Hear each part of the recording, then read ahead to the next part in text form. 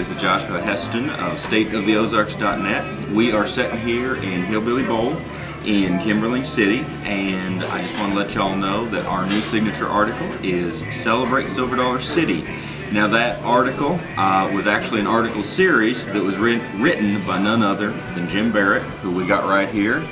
Jim is an iconic person here in the Ozarks. He's a historian, developer. He knows his stuff. So we get a chance to visit with him a little bit, and then you all get the chance to check out the article.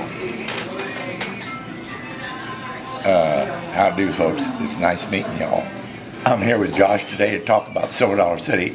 And it's been a lot of years since I wrote those articles, so if I stumble around a little bit, you'll have to overlook and forgive me.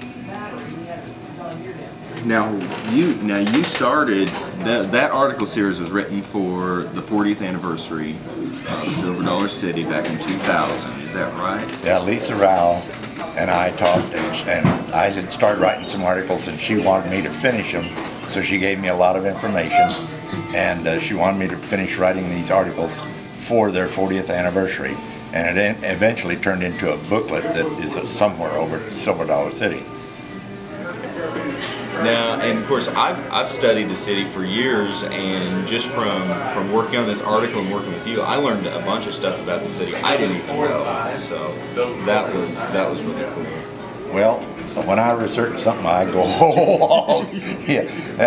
But I dug out a lot of stuff, and then she gave me everything she could find on it, and together we built quite a series of articles. I'm glad you found them interesting. Oh, now that's phenomenal. You were actually here when the city opened, right? Oh yeah, oh my yes. Well, yeah, whether I was here when it opened or not, I'm not sure.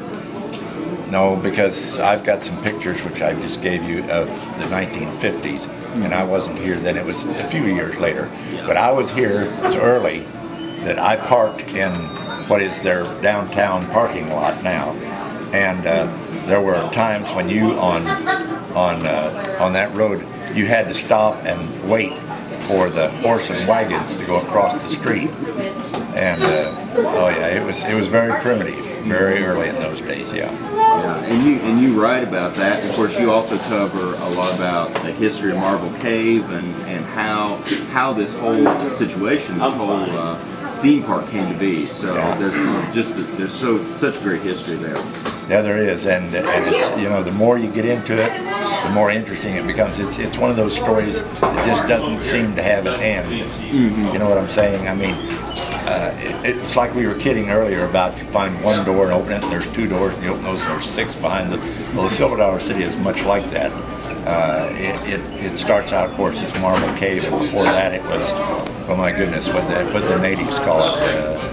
Well, I've forgotten the name, but the natives had a name for it, and there were people thrown into that cave, and it just goes back into history. Amazing. It does. And one of the amazing things that you cover in the article is you're talking about the individuals. You're talking about the individual people who made up this story and created this story, and I think it's a phenomenal part of the series. That's very true. Yes, it is. The story of the cave and the city. Of course, the city wasn't there; the cave was first.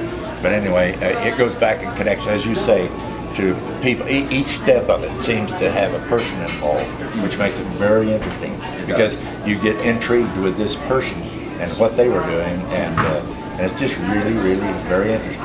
Absolutely, absolutely. And of course, you do a phenomenal job of covering it. So well, thank you. That's very generous of you to say so. You're mighty welcome. Well, you know, you get involved in these things, and they're just so fascinating, and you just want to tell a story.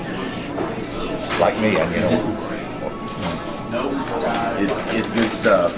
And of course, you talk about the Lynches, you talk about the Powells, you talk about, of course, the Hershins, and just from start to finish. So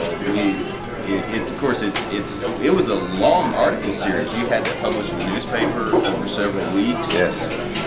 And we've got It's on State of the Ozarks now for folks to go look at, and we're excited about it. Well, I hope your readers have as much fun with it as you and I have had.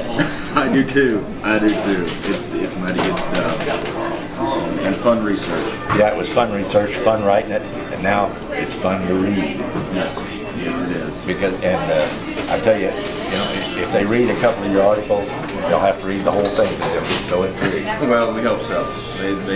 They got a lot there to read, but it is a great honor. It's neat to be able to share your work and your stories with everybody. Well, thank you. I really appreciate it, and I hope you folks have a good time reading those articles. Absolutely.